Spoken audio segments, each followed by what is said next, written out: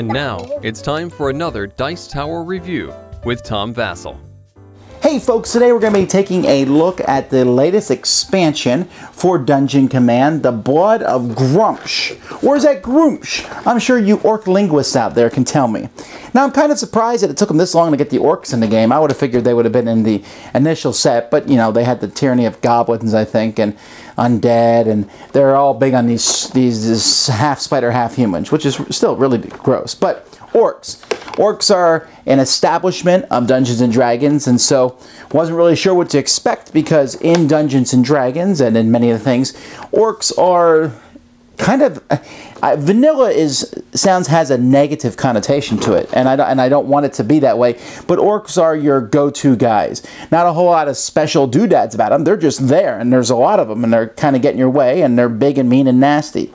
Does that transcribe to this expansion? We'll take a look at this. I'm not going to explain how to play Dungeon Command here.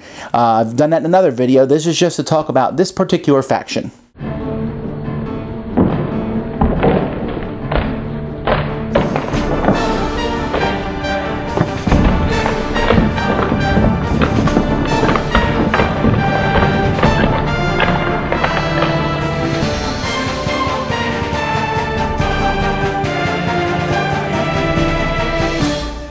Here's everything that comes inside the box, with the exception of course, the rule book and all the little tokens that they give you in each of the games. Plus, they give you, as normal, cards that you can use all these figures in a Wrath of Ashardlan game or Legend of Drizzt. Okay, so all that is what comes inside the box, but if you're playing Dungeon Command, you just want to learn about this faction. So, we'll take a look at the two generals first. First, we have here Lokar.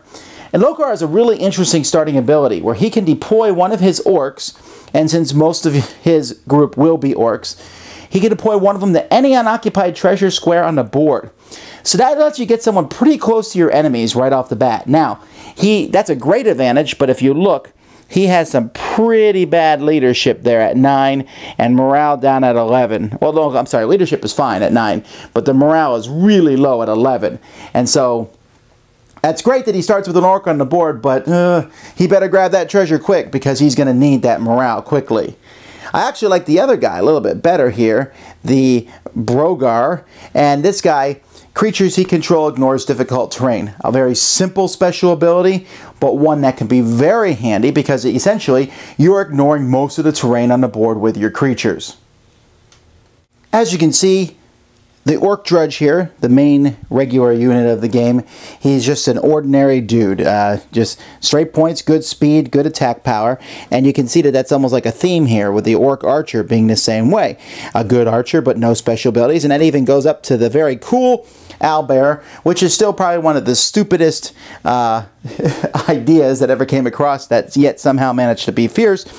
He's big. He's bad, and that's what he is. And I mean, that's kind of a theme here. The other one, I mean, I love the Ogre. It's a great model here as you look at it. The guy here is cool, but basically his only special ability is when you deploy him, you gain 1 morale, because hey, this guy's on your team. Woohoo! Okay, then we have some cool creatures. We have the Boar, which is always a neat creature to have. And this guy's a death strike, so that when it's destroyed, he can first attack back. I like that. It's a cool ability. I wouldn't mind seeing that ability on other creatures. I'm sure someone's going to tell me now that it is, and I'm just not remembering. Then we have the Orc Barbarian. When an adjacent enemy is destroyed, he gets untapped. We have the Cleric, who isn't much of a cleric, although he can use the healing spells in the deck. So I guess that's a useful thing. But when you deploy him, you draw a card. Then my favorite character, I think, from this one is the Wereboar. I just think that's a hilarious looking figure here. Let's see if we can get it into focus. This guy also has that Death Strike ability. So maybe that's just a boar feature, but I just think it's neat. And the idea of a Wereboar just cracks me up.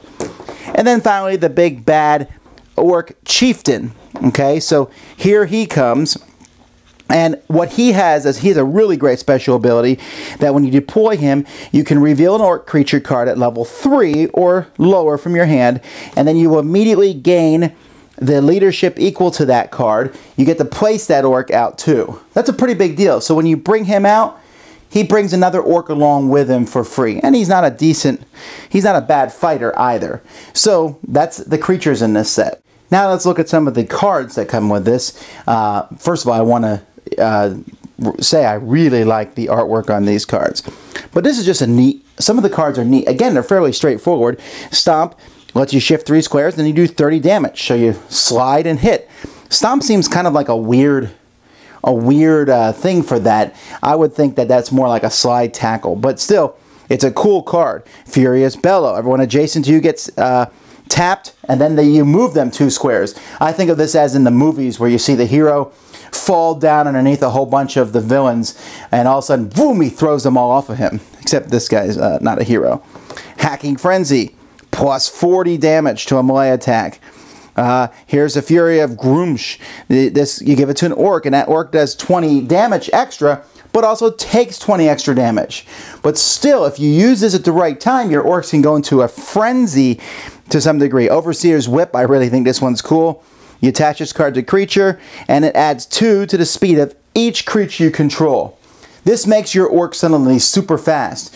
You give this creature to one of your guys who can stay in the back. Now, not many of your people can hold this. In fact, looking through these starting cards, only your cleric or your druid can hold this. But you can still put them in the background and, you know, then have a high speed attack army. An army that's pretty strong. Scent of Blood. The creature you play this on heals 10 damage for each enemy creature that's next to it. So that's a very orky thing. And Hurl Rock, I just think that's a funny card.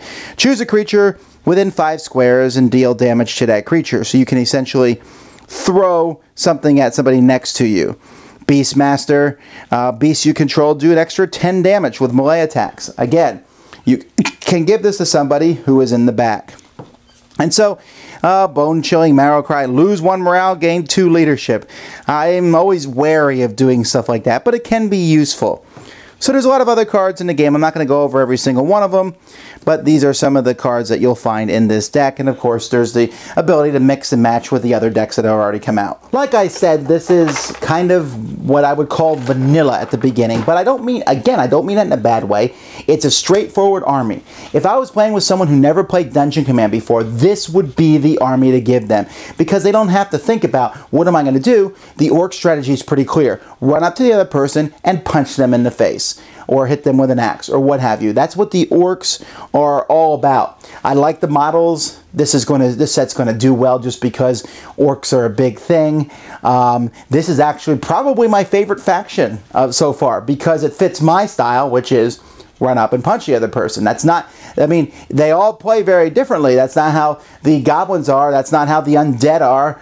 Necessarily, and so every army plays differently. This one is the most straightforward army released thus far. Again, making me surprised that it wasn't one of the initial ones that they brought out. But who cares? It's out now, and so if you want some tough orcs in your army, you got the Blood of Gruumsh, or what have you.